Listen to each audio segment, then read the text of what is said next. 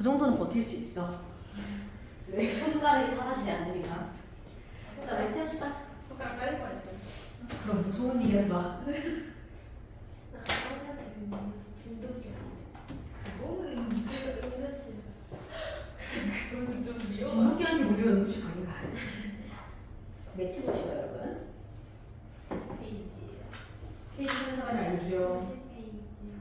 네, 몇십 페이지라고 합니다. 90. 아, 90이요? 네. 앞에서 90.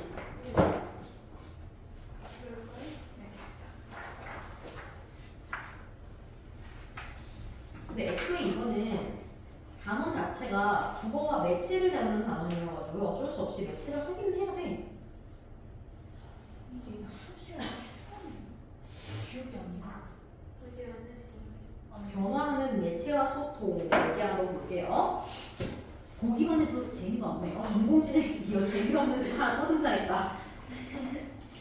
자, 한번 같이 봅시다. 일단 같이 읽으면서 정리를 좀 해볼게요. 우리 삶과 함께하는 매체입니다. 어쨌든 이 매체라는 과목이 지금 여러분들 때 신설된 내용이기 때문에 확실히 알아두는 건 중요하겠네요. 자, 봅시다. 매체는 의사소통의 매개체, 이게 매체의 개념인 거죠. 즉, 다시 말해 정보와 지식, 사상과 정서 등을 다른 사람에게 전달하고 공유할 수 있게 해주는 도구, 기술, 환경을 우리는 매체라고 한다는 거지. 그러니까 의사소통을 할 수 있게 해주는 다양한 매개체를 전부 다 통틀어서 매체라고 한다는 거네요. 자, 매체는 시간의 흐름과 기술의 발전에 따라 음성 언어와 문자 언어, 인쇄 매체, 전파 매체, 디지털 매체 등으로 발전을 해왔대요. 그래서 맨 처음에 문자가 생기기 전에는 말만 했겠죠. 그래서 음성 문자로 출발해. 그리고 문자 언어가 됐다가 그 다음에는 이제 그 언어를 출력하게 되는 인쇄 매체, 그 다음은 출력에 이어서 사람들에게 송출하는 전파 매체, 라디오나 TV 얘기하는 거죠. 그리고 지금 우리가 쓰는 디지털 매체, 핸드폰 같은 것들을 얘기하는 겁니다. SNS. 자, 인류는 음성으로 소통을 시작했대. 음성 언어죠. 그러니까 음성 언어에 의한 소통은 말을 중심으로 표정, 몸짓 등으로 의미를 주고받는 소통 방식이래요. 그러니까 문자가 나오기 이전인 겁니다. 자, 음성 언어는 곧장 사라져 그 내용을 다른 시간이나 공간으로 옮길 수 없대요. 이거 한계죠. 음성 언어의 한계는 곧장 사라져서 옮길 수가 없다는 겁니다. 인류는 이런 한계를 보완하려고 문자를 만들었고, 문자를 활용하여 기록한 내용을 보존할 수 있게 되면서 문명을 발전시킬 수 있다. 그래서 음성 언어의 한계를 보완하는 게 문자 언어인 거죠. 보존의 능력이 생긴 겁니다.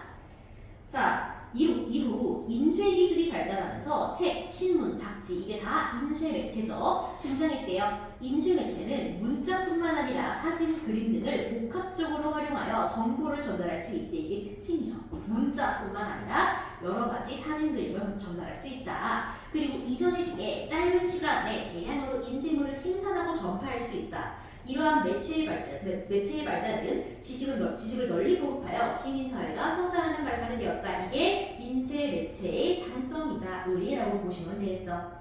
대량 생산, 전파, 짧은 시간 동안 그게 장점이고요. 그래서 시민사회 성장의 발판이 된 게 의의라고 보시면 되겠네. 자, 그래서 이후 인쇄 이후로 전자로 갑니다. 전자기술이 발달하면서 라디오, 텔레비전 같은 전파 매체, 전파한다는 거죠. 말 그대로 음성과 영상을 전달할 수 있게 됐대요. 그래서 문자뿐만 아니라 음성, 영상까지 추가가 되는 거네. 라디오는 음성으로, 음성만 되죠. 라디오는. 텔레비전은 소리, 음성, 문자, 이미지가 복합된 영상으로 정보를 전달하는데요. 전파 매체의 등장으로 시, 공간의 제약 없이 많은 사람들에게 대량의 정보를 빠른 속도로 제공할 수 있게 됐대. 이게 장점이죠. 그래서 인쇄 매체에 비해 전파 매체가 훨씬 더 빨리, 훨씬 더 많은 사람들에게 시, 공간의 제약 없이 전파하게 된 겁니다. 자, 근데 하지만 나왔으니까 단점 혹은 한계 나오겠죠. 전파 매체는 정보 제공자가 한정되어 있고 정보가 일방향적으로 제공되며 수용자와 소통하는 통로가 제한적이라는 한계가 있다. 단점 바로 나오고 있네요. 그래서 장점도 있지만 단점도 있다는 거. 그래서 일방향적 소통이라는 게 핵심이 있죠. 한정된 사람이 일방향으로 소통한다. 우리가 TV를 향해서 말을 할 수는 없으니까요. 그렇죠? 자, 20세기 후반에는 인터넷이 제롭게 등장했대. 이게 마지막으로 나오는 거네. 전 세계 사람들은 인터넷을 통해 서로 연결되었으며 실시간으로 다양한 정보를 주고받을 수 있게 됐다. 자, 그래서 인터넷은 디지털 매체의 예시라고 보시면 됩니다. 마지막이죠. 그래서 실시간으로 다양한 정보를 주고받는다는 특징이죠. 그래서 앞에 나왔던 그런 TV와 같은 일반형 매체와 다르게 디지털 매체는 다양한 정보를 실시간으로 주고받을 수 있게 된다는 거. 그리고 인터넷이라는 공간에서 누구나 자신의 생각의 지식을 표현할 수 있게 되면서 정보 생산자와 수용자의 경계가 허물어졌다. 이게 바로 앞에 나왔던 전파 매체의 한계를 극복한 거죠. 누구나 제공할 수 있게 되는 거. 자, 무선 인터넷 기술이 발전하고 스마트폰과 같은 디지털 매체가 대중화되면서 우리는 무선 인터넷에 연결되기만 하면 언제 어디서든 편리하게 소통할 수 있게 되었다. 포털 사이트, 사회 관계망 서비스, 온라인 플랫폼 등이 일상적으로 사용되면서 정보 확산 속도는 지극히 빨라지고 파급력은 더욱 커졌대. 두 번째 특징이죠. 또 디지털 매체 환경만의 언어적 특징이나 소통 특성, 뭐 예를 들면은 SNS라면 이모티콘이라든가 신조어 그런 거 얘기하는 거죠. 최근에는 증강 현실과 가상현실 기술 등이 발전하고 인공지능이 급속히 발달하면서 이를 활용한 다양한 매체가 등장하고 있다. 또 새로운 매체의 등장인 거죠. 이거부터는. 이러한 상황에서 매체의 변화를 이해하고 매체의 특성을 고려하며 효과적으로 의사소통하는 능력은 더욱 중요해지고 있다라고 보시면 되겠네요. 그래서 여기 지금 매체에 대한 전반적인 설명을 하고 있는 거라고 보시면 돼요. 그래서 우리는 이 지구를 통해서 매체의 발달 과정과 그리고 그 각 매체의 특징들을 한번 정리를 해볼 수가 있는 겁니다. 자, 그래서 매체라는 거는 의사소통의 매개체라는 뜻인 거죠. 그래서 그 종류가 시간 순서대로 해서 음성 언어, 문자 언어, 인쇄 매체, 그리고 전파 매체, 디지털 매체, 그 이후에 새로운 매체 이렇게 가게 될 겁니다. 그리고 우리가 제일 처음으로 볼 수 있는 매체는 언어적 의사소통의 수단입니다. 저희는요, 맨 처음에는 음성 언어만 있었어. 우리말도 그렇죠. 말로만 하다가 이후에 뭐가 돼? 문자 언어가 돼. 그래서 얘의 문제점이 뭐니? 보존이 안 된다는 문제점이 있죠. 그래서 이걸 어떻게 해? 극복해. 그래서 이때부터 어떻게 된다? 보존이 가능해진다라고 생각을 하시면 되겠지. 그렇기 때문에 어떻게 돼? 인류 문명이 발전을 할 수 있게 된 거야. 그쵸? 그래서 인류 문명의 발전이라든가 아니면 뭐 내용 보존 이런 것들이 다 어떤 의의라고 보시면 되겠죠. 자, 그 다음으로는 우리가 인쇄 이런 것도 한번 같이 볼게요. 기술과 관련된 겁니다, 이제는. 자, 기술과 관련해서는 제일 첫 번째로 나오는 게 인쇄 매체였죠. 말 그대로 프린트를 하는 뜻이야. 그래서 책이나 잡지라든가 신문 같은 것들을 이야기하는 겁니다. 자, 그래서 이전에 비해서는 뭐야? 빠르다는 거지. 얘는 복합적이에요. 사진도 실을 수 있으니까요. 자, 그리고 속도에도 장점이 조금 있긴 있어요. 자, 그래서 이거는 이걸 통해서 우리가 지식을 보급할 수 있게끔 한 거네. 그래서 지식 보급하고 사회가 성장할 수 있게 되는 겁니다. 자, 그 다음 두 번째 기술은 뭐였어요? 전파 매체였죠. 전자가 발달하면서 그런 거였잖아. 그치? 전투신이. 자, 그래서 얘도 어때? 마찬가지로 굉장히 복합적인데요. 라디오는 다만 뭐만 쓸 수 있어? 라디오는 음성만 쓸 수 있다는 한계가 있기는 해. 그래서 라디오 같은 경우에는 음성만, 텔레비전 같은 경우에는 복합적으로 이렇게 되는 거죠. 자, 그래서 얘도 마찬가지로 뭐예요? 시공간적 제약이 없어진다라는 장점이 있어요. 그리고 속도 측면에서도 매우 빠르죠.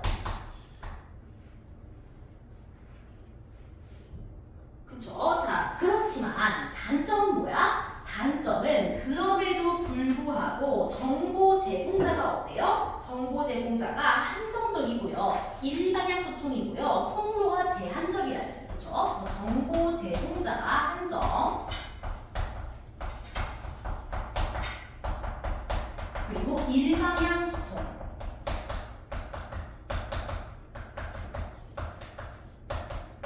그리고 마지막 수용자의 통로가 제한적. 통로가 즉 소통이 안 된다라는 거죠. 그냥 같이 묶으시면 될 것 같아요. 이게 장점, 단점이라고 보시면 됩니다. 자, 그래서 그 다음은 뭐가 나오니? 디지털 매체가 나오죠.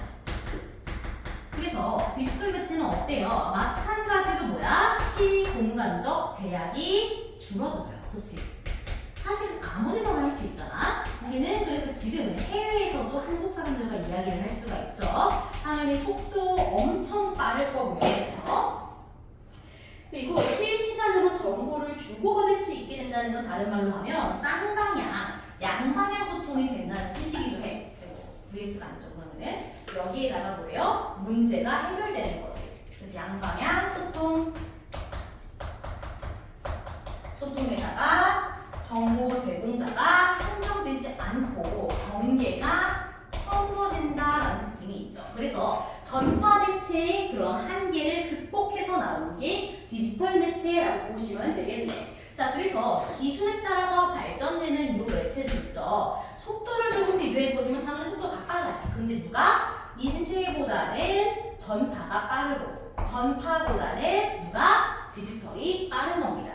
제약도 어때? 물론 전파 매체도 제약을 어느 정도는 극복을 했지만 그렇지만 누가? 당연히 디지털이 훨씬 더 제약을 많이 극복했다라는 거 알 수 있겠죠. 그래서 이후 기술 발전에 따라 또 새로운 매체가 등장하긴 할 겁니다. 그래서 매체의 특성을 잘 활용하고 잘 사용해야 한다라는 게 결론인 거죠. 그래서 특징만 잘 구분하시면 되고요. 이건 별로 어려운 문제는 안 나옵니다. 여기서는. 자, 그래서 그 다음으로 넘어가셔가지고 바로 활동으로 한번 들어가 볼게요.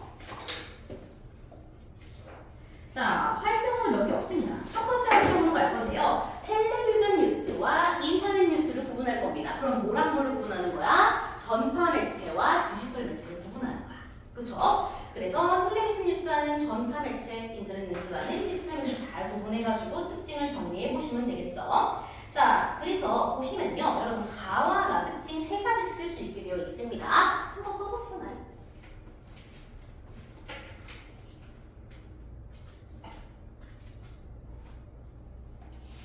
사실은 앞에 나왔던 글을 요약하면 되겠네.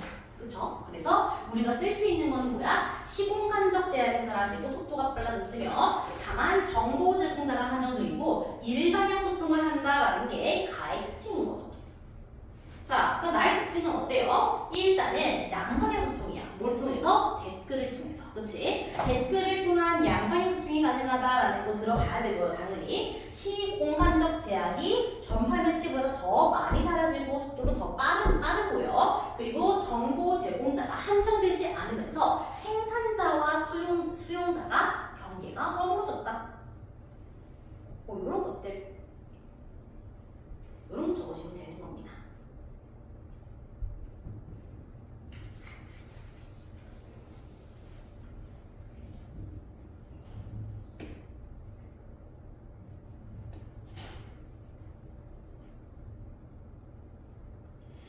자, 그리고 다 쓰신 분들은 다음 페이지로 넘어갈 건데요.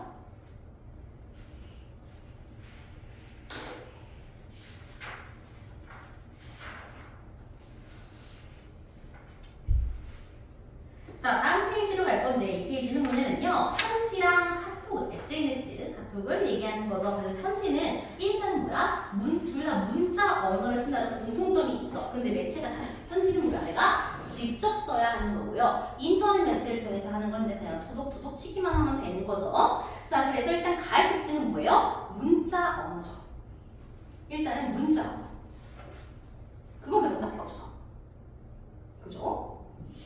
근데 나는 뭐야? 문자 언어뿐만 아니라 뭐도 있어. 사진도 있고 이모티콘도 있죠. 그래서 문자 언어뿐만 아니라 사진, 이모티콘과 같은 다양한 기호들을 사용해서 복합적으로 표현하고 있다. 이런 말 쓰시면 되는 겁니다.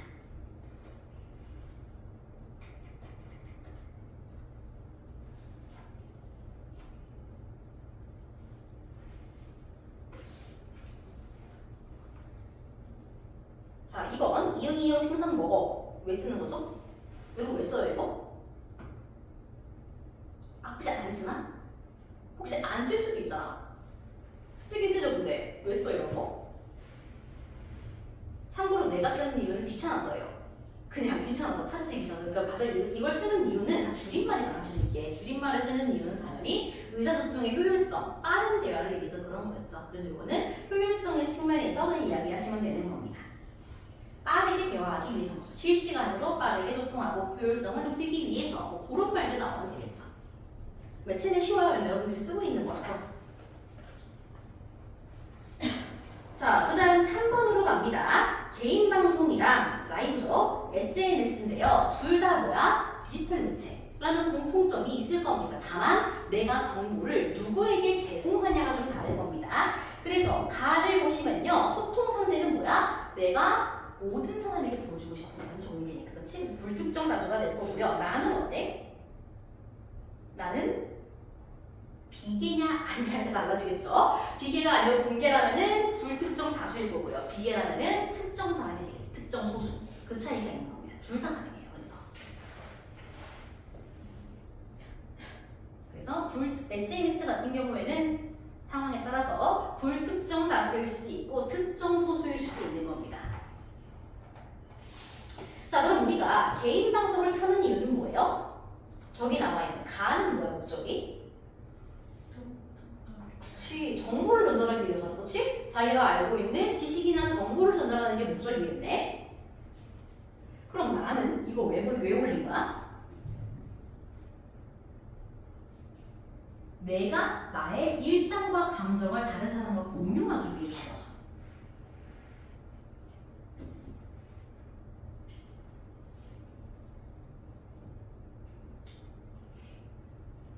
자, 그래서 디지털 매체의 등장으로 어떤 일이 일어났는지를 적는 게 이제 마지막 문제예요. 3번의 마지막 문제. 그래서 일단 첫 번째는 뭐니? 누구나 방송을 할 수 있고 누구나 올릴 수 있잖아. 그러니까 생산자와 수용자 간의 경계가 허물어진다는 게 첫 번째 특징이겠죠.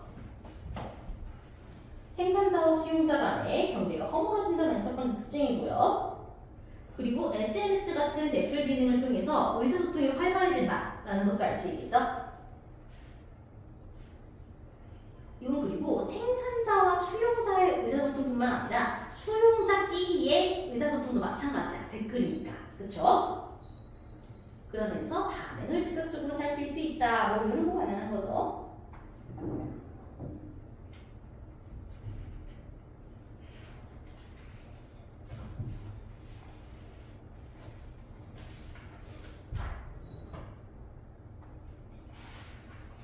자, 그 다음 페이지. 또 긴 글이 하나 나왔네요. 사이버 레카에 대한 얘기죠.